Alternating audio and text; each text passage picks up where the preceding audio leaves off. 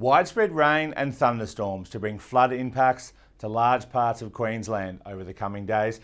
And firstly, ex-tropical cyclone Kirrily has continued to bring heavy rainfall through parts of Western Queensland, particularly south of Cloncurry, where we've seen heavy rainfall, and severe weather warnings is current for that.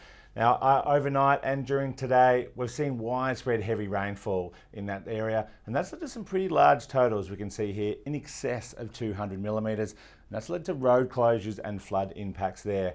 And note the radar continuing to show large areas of heavy rain in that warned area south of Cloncurry.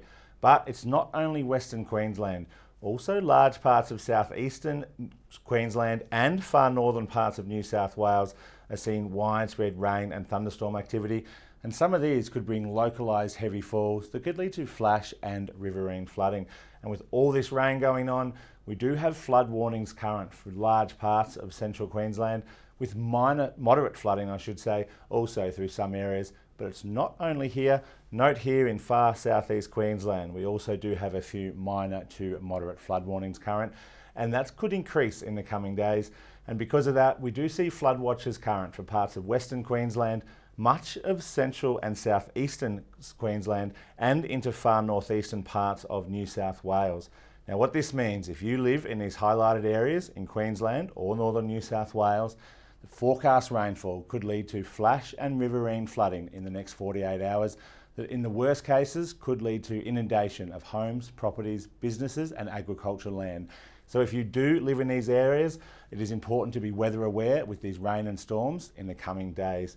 So looking at that in more detail, we can see widespread rain and thunderstorm activity through much of southeastern Queensland and northern New South Wales today and into tomorrow, while rain also continuing through western parts.